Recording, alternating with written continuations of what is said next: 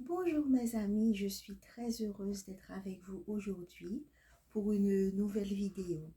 Cette vidéo, elle est basée sur un podcast que j'ai écouté hier et ça parle de reparenting. C'est un terme anglais.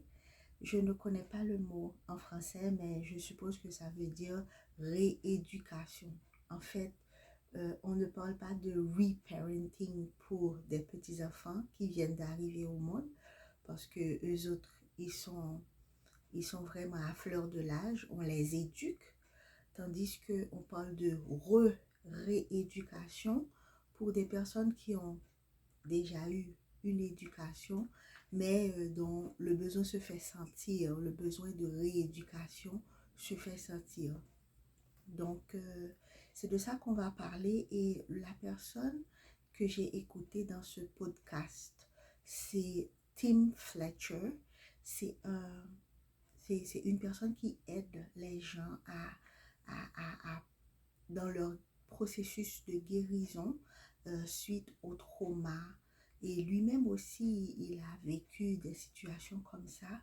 Et quoi de mieux qu'une personne qui a vécu l'expérience pour parler de l'expérience. Donc, ces études lui ont permis d'aider plusieurs personnes à travers le monde. Il a des plateformes partout et aide plus d'un. Moi, je suis abonnée à cette personne, Tim Fletcher. J'aime beaucoup ses présentations et j'assimile beaucoup, j'apprends beaucoup aussi. Et donc, ce qu'il a présenté dans son podcast, c'était ce qu'on appelle conséquences. Il a fait comprendre que c'est l'un des plus grands défis des parents dans l'éducation de leurs enfants, aider l'enfant à comprendre la notion de conséquence. Euh, si tu fais telle action, cette action-là comporte des conséquences. Et dans le terme conséquences, on voit deux aspects. Des conséquences immédiates et des conséquences à long terme ou des conséquences naturelles. Donc, c'est un défi chez le parent de faire comprendre ça. Et même nous autres qui sont déjà des adultes, qui sommes déjà des adultes, on fait face à ça parce que on décide tout le temps, on choisit tout le temps et nous voulons toujours être sûrs que les choix que nous faisons, les décisions que nous prenions puissent avoir de bonnes conséquences. Mais tout comme des petits-enfants, nous ne savons pas toujours la portée de nos choix. Des fois, nous faisons des choix juste par hasard. Nous attendons quelque chose de positif vienne, mais ce n'est pas toujours le cas. Donc, il faut dire aussi que cette notion de conséquence est perçue dans plusieurs cultures, comme pour certains, c'est un karma, c'est le karma, et d'autres, c'est la loi de cause à effet. Mais peu importe la façon dont on l'appelle, c'est toujours les conséquences. Et on nous dit toujours que les conséquences, c'est attaché au choix.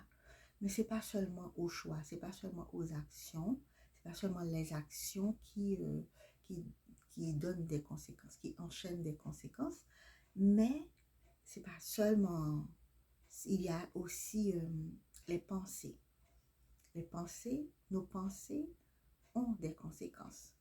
Euh, nos croyances aussi ont des conséquences. Euh, L'épigénétique, vous voyez, la disposition génétique que nous avons, ils ont aussi des conséquences. Il y a le stress autour de nous.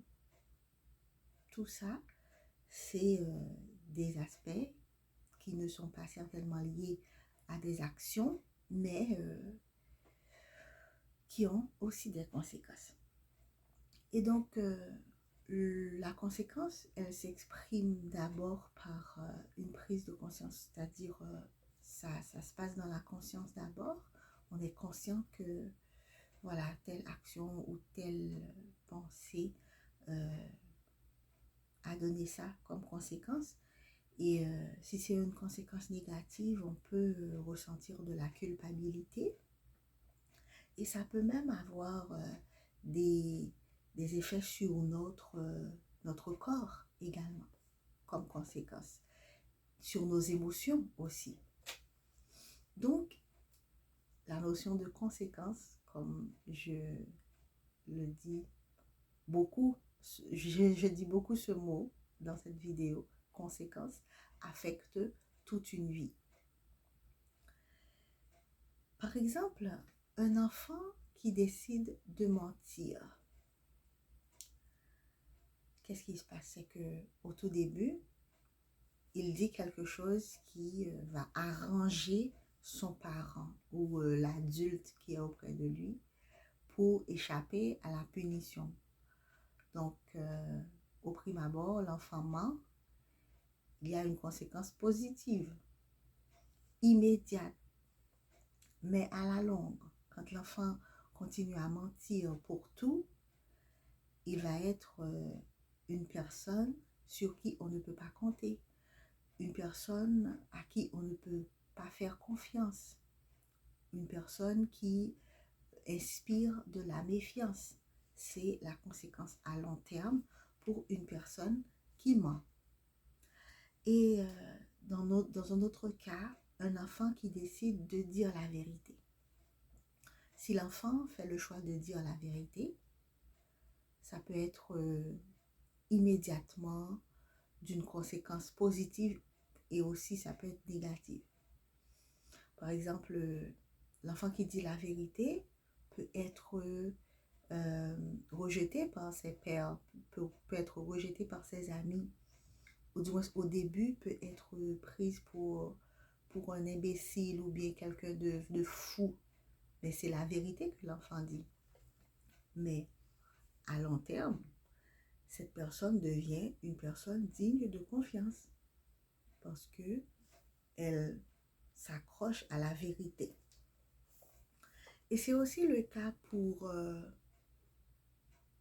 parlant de conséquences, quelqu'un qui décide de faire le sport. Au tout début, les conséquences immédiates à ce choix sont très dures, sont très négatives parce que la personne ne peut pas manger n'importe quoi, la personne doit se conformer à un entraînement intensif et voilà, la personne ne peut pas s'amuser comme les autres, boire tout ce que les autres boivent et c'est négatif à l'immédiat, c'est négatif à court terme, mais à long terme, cette personne devient un sportif chevronné qui est capable de gagner des médailles, de gagner des prix. Et donc, c'est vraiment ce qui en sort à long terme. C'est quelque chose de positif. Et ce que le présentateur a expliqué dans tout ça, c'est que dans la partie, dans notre cerveau, il y a le cortex préfrontal qui permet de voir les choses à long terme, qui permet de comprendre, de visualiser les conséquences à long terme. Tandis que le cortex limbique permet de voir, la conséquence immédiate à la chose. Même les adultes d'aujourd'hui, ça nous arrive de faire des choix en fonction des conséquences immédiates. On veut la chose rapide et on fait le choix. Par contre, si on attendait un peu, si on faisait le choix qui nous amenait à la conséquence à long terme, on aurait beaucoup plus de satisfaction, on aurait mieux grandi si on faisait ce choix. Donc, c'est mieux que nous puissions être guidés, notre cerveau puisse fonctionner de cette manière, que le cortex préfrontal puisse être le leader, parce que en fait, il est fait pour ça, il est fait pour ça. Et l'autre aspect que je voulais aborder, c'est la personne traumatisée. Une personne traumatisée, c'est une personne qui a vécu pendant un bon bout de temps dans un contexte de survie par rapport à ce que son entourage pouvait lui offrir. Et cette personne-là, selon le présentateur, vivait avec, c'est le cortex limbique qui était la motivation de tout, de tous ses choix, parce que elle voulait les conséquences immédiates, elle voulait les résultats immédiats. Et voilà, c'est un peu le désordre pour une personne traumatisée, parce que cette personne-là n'a pas la chance de découvrir la vie selon un rythme normal, parce qu'elle est toujours en face de pression, elle est toujours face à des exigences, et des exigences qui ne sont pas adaptées aussi à son âge, à sa personnalité. Donc c'est une personne qui vit en mode de survie.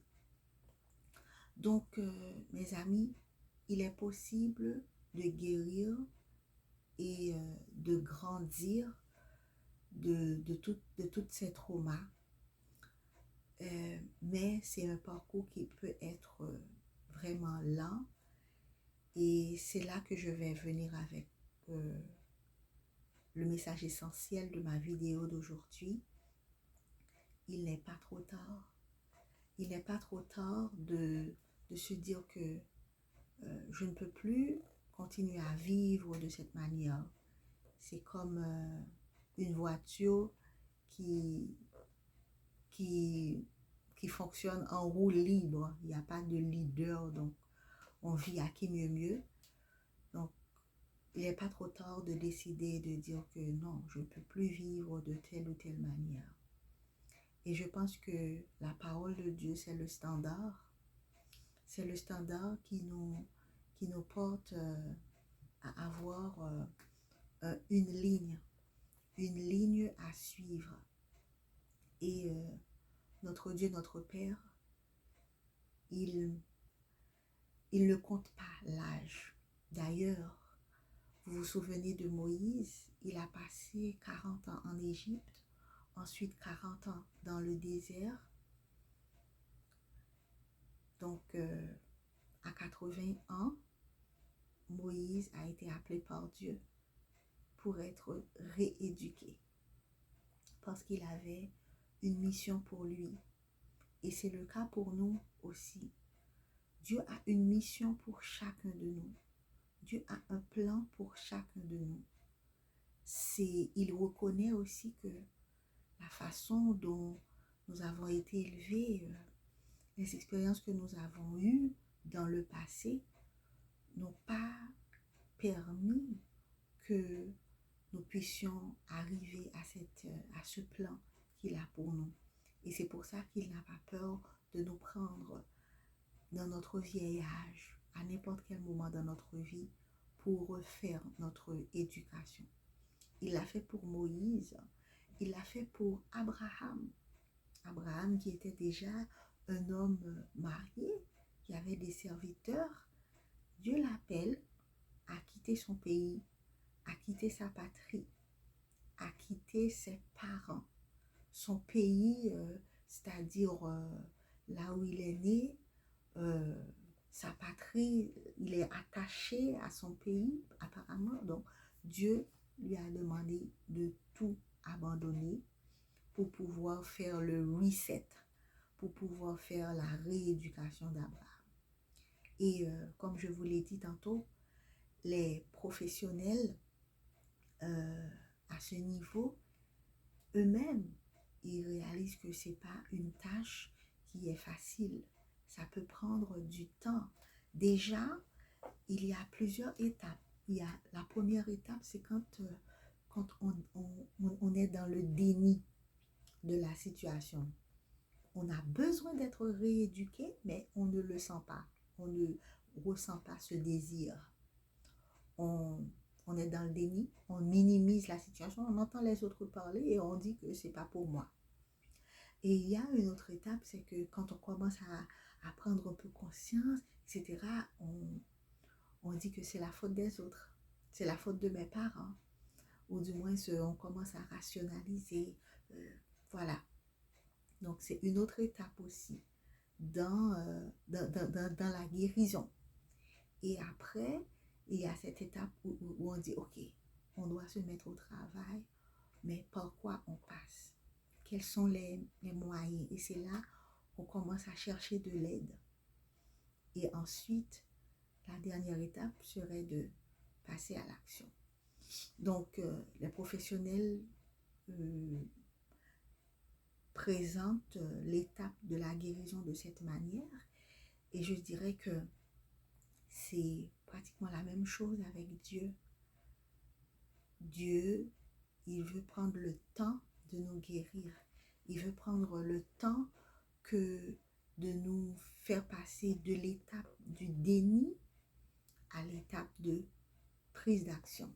Donc, Moïse est passé par là. Dieu l'a rééduqué.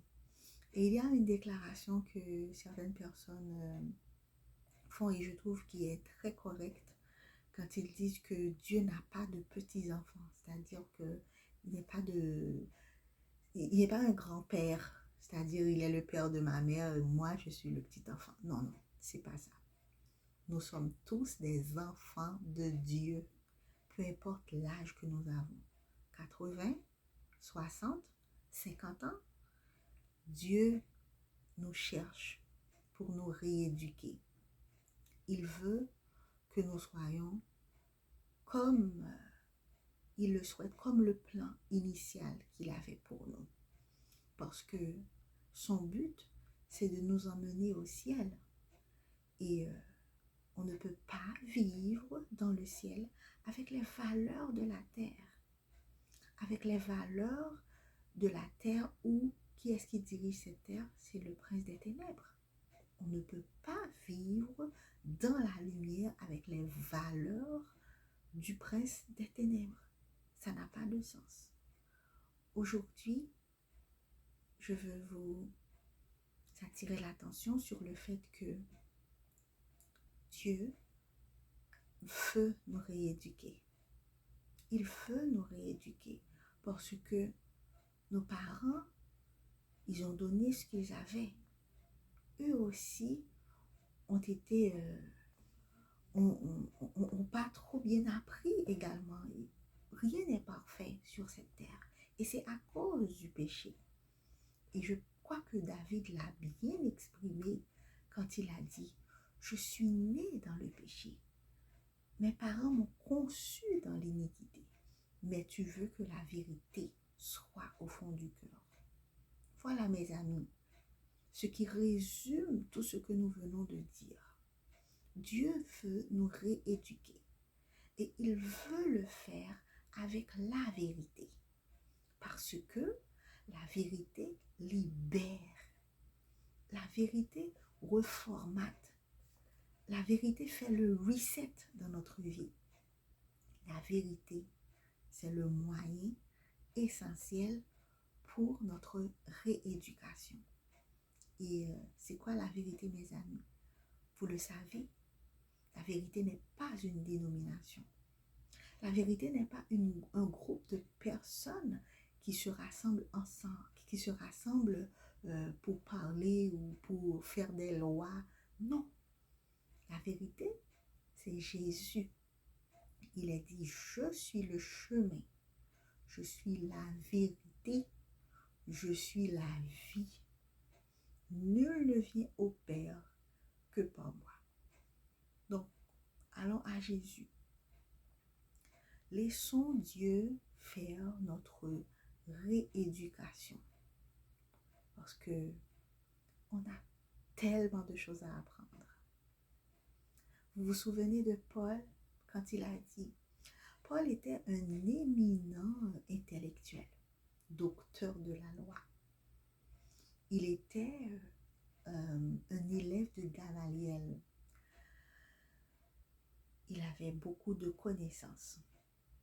Mais à un certain moment, Paul a dit, j'ai regardé tout ce que je savais comme de la boue quand je suis en mesure de voir la connaissance de Dieu, l'excellence de la connaissance de Jésus. Est-on prêt à considérer tout ce qu'on savait comme de la boue pour prendre possession de l'excellence dans la vérité qui est en Jésus? Moi, je décide de le faire parce que j'ai essayé beaucoup de choses, mais cela ne m'a pas donné la paix. Et depuis que j'ai rencontré Jésus, c'est vrai que j'étais dans la religion pendant tout ce temps, mais j'ai rencontré Jésus que récemment. Et depuis que je l'ai rencontré, je vois vraiment qu'il est en train de travailler. Je ne suis pas encore à la stature parfaite de ce qu'il attend de moi parce que le travail est lent et le Seigneur, il est assez patient avec moi. Parce que souvent, c'est moi qui représente un blocage au progrès du travail que Jésus fait.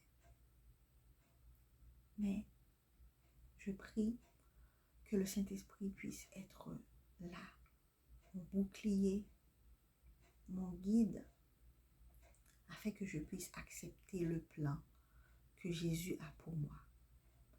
Ma prière, c'est aussi que vous puissiez accepter le plan de Dieu, la rééducation de Dieu dans votre vie. Et ceci, quel que soit votre âge. Merci de m'avoir écouté. Je vous souhaite une bonne continuité dans votre marche chrétienne. Et je prie vraiment, je prie que la foi ne meure pas sur terre. Que Dieu vous bénisse.